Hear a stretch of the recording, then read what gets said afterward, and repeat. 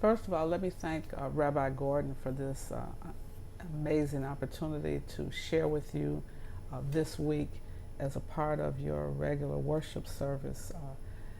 I thought it would be interesting as we've looked at the two pandemics, COVID-19 and the pandemic of violence that we've witnessed in our televisions and in our streets across America today.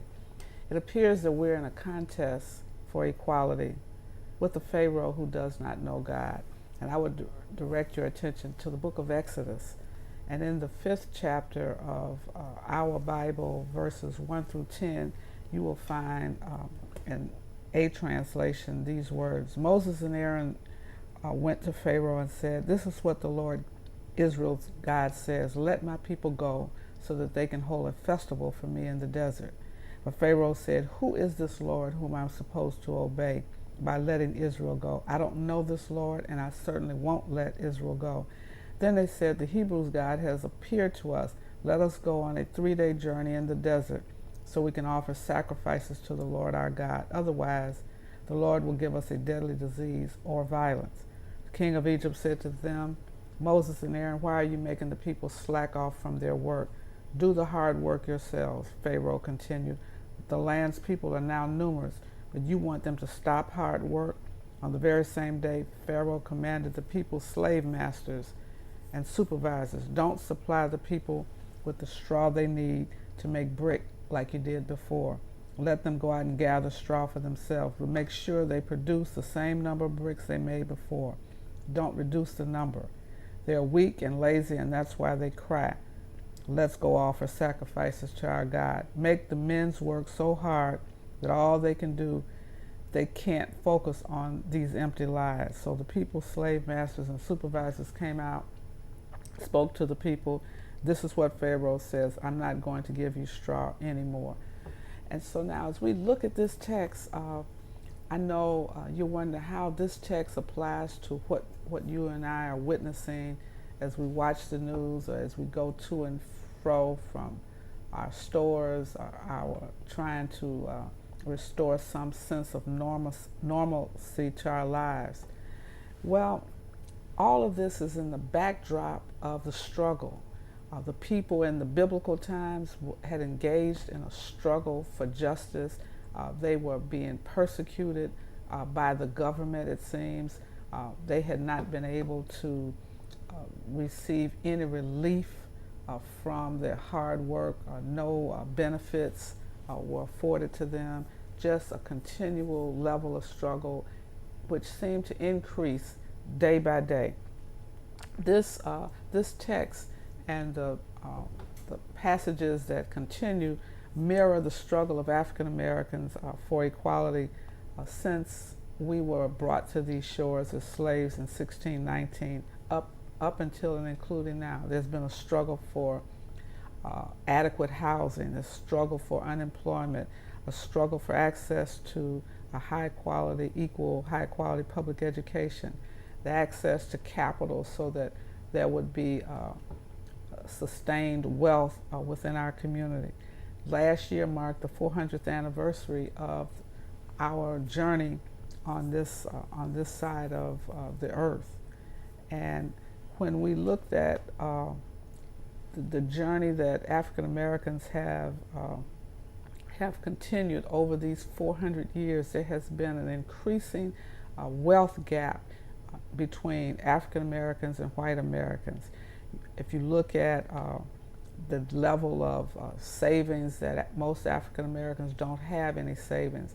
If they've been able to purchase a home, the mortgage rates were unusually high, the interest rates were enormous, and so there's never been a period for the majority of African Americans where they have been able to build wealth. Many could not start and own businesses because they had no access to capital. And so if you look back over our history, 1865, Emancipation Day, was supposed to be that moment when we were free from the impact of slavery, the legal impact, the legal institution of slavery, yet we were not free to own and manage the land that in many instances we received at the end of slavery. 8 generations after the emancipation, the racial wealth gap is continuing to increase.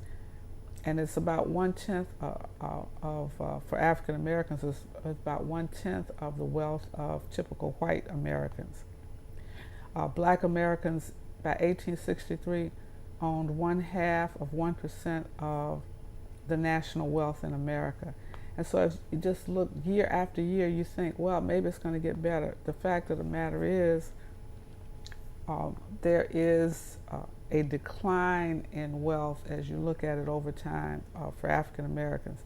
Even worse, while we've had some victories in the civil rights movement, we've had access to public accommodations, we've been able to elect people to office. We finally, in 1965, we get the Voting Rights Act. But when you look at our economic struggle and structures, they have systemically oppressed African American workers. Unionized African American workers were disproportionately vulnerable to the deindustrialization policies that were enacted in the 70s. And now you see a weakening of unions across the country as more and more African Americans have been pushed into leadership. Since the 1940s, African American farmers have been dispossessed of land across the South with the help of the government. So there's been a systemic pattern of discrimination and a decline for African Americans. You look at the housing crisis. It shows how African Americans were denied access to properties in areas that were growth areas. We were relegated to the poor, less effective areas for housing. And so even though many African Americans earned significant income, they were pushed into communities with people who had significantly lower incomes. And so it was very difficult to get out of the poverty. Since the Great Recession, black workers have seen the lowest wage gains of any race in America. And so it is within this context that we must view the impact of COVID-19 and then these eruptions that have occurred, that are occurring in cities across America and in solidarity in countries around the world, because there's been this systemic oppression of a people. And so when you look at the economic oppression, and then you look at the abuses of African American males from the time we hit these shores up until now, the slave codes that resulted in the casual killing of African Americans with no prosecution of the murderer, who happened to be a white person. And you can trace this back 1739, enslaved Congolese warrior in South Carolina organized an uprising against whites. He was murdered.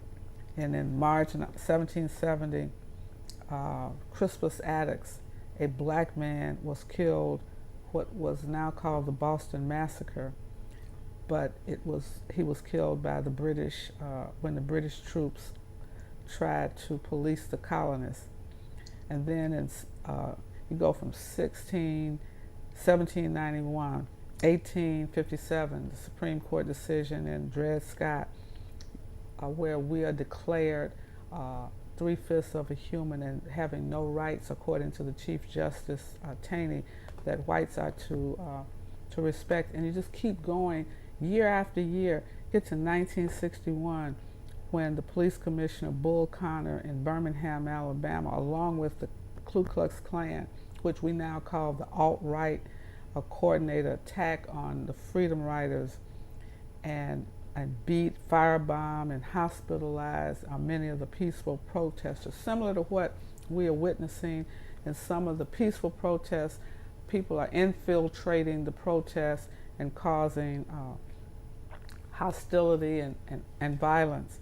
And then you just keep going down from the 60s to the 70s and to the 90s. You would think by 1992, when Rodney King was beaten, you would think by then that the officers in Los Angeles, the 4 officers who beat Rodney King live on camera, just so happened a white journalist was there, they were acquitted. And so go past that, you finally get to 2012. Dante Servin shoots unarmed Rakia Boyd, acquitted of all charges. And then you go to 2014, Ferguson, Missouri. Officer Darren Wilson shoots and kills Mike Brown. Wilson was not charged with any criminal conduct, just in the course of duty. And so this pattern, this history of murder and disregard for the lives of black people, this pattern of systemic abuse has resulted in what we now see are uprisings, frustration and pain, the economic plight you see in the communities where the stores have been broken into and looted. I'm not justifying the looting, but it is a result of this systemic oppression. And so when oppressed people reach the boiling point, it is an uncontrolled passion. It is frustration that has just reached the point where it's unexplainable, and therefore it just is erupting in a showing of force and pain and anger, all bottled up. And I know you're saying, well, what should we do? Well, we must not lose hope. We certainly have to hold on to our faith.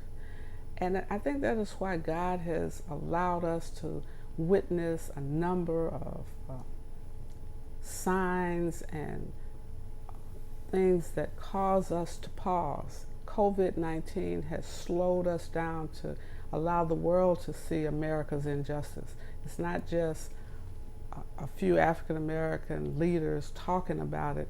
They now see the impact of the racial injustice towards African Americans and people of color, but most specifically African Americans, and access to health care. And so you see COVID hitting us harder than any other race. We're dying or getting sicker quicker and faster because we have the pre-existing conditions that make it easy for the virus to attach itself to our bodies.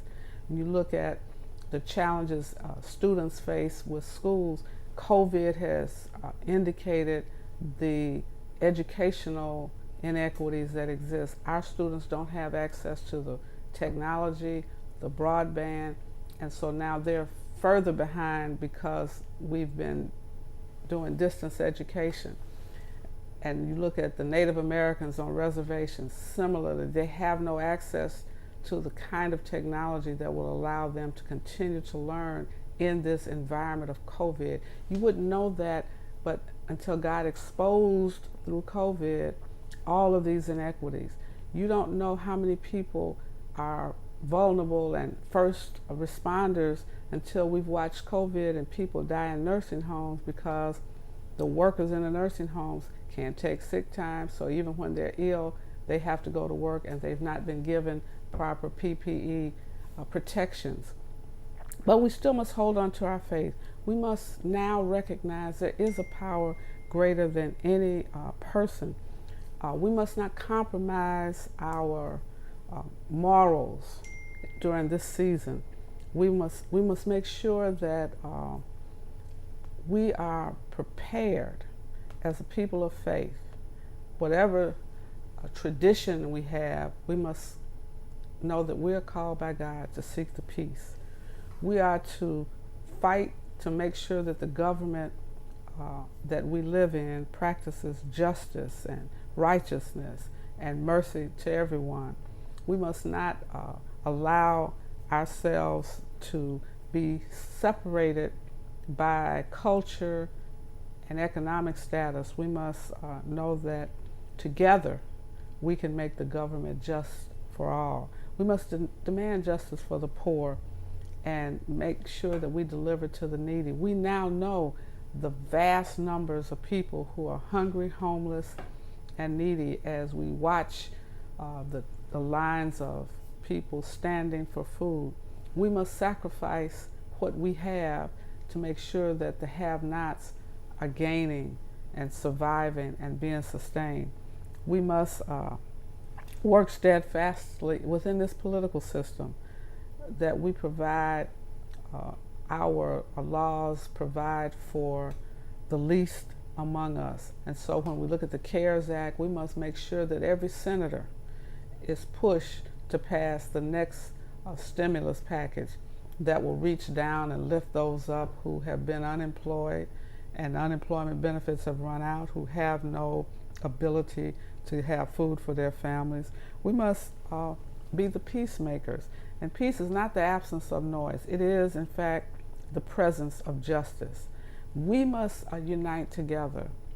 African Americans, Jews, Native Americans, those who have understood this journey and this struggle to fight oppression, to fight those who would deny our humanity. We have similar journeys, and so as we unite across our lines of common ground, we can change the system. We have the power. We have, and both of us serve a God of justice, a God who requires us to speak truth to power.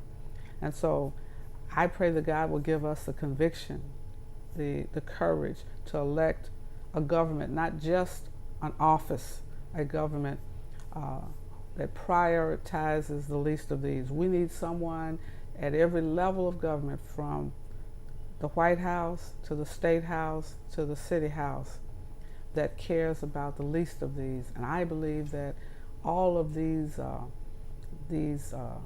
pandemics that we now face are God's way of getting our attention, God's way of refocusing the people of faith, that we might do the will of the God that sent us, the God that has placed us at this moment in time. And so I know that there is hope beyond this moment, because our God has not left us. He's not forsaken us. God is still with us. God bless you. God keep you.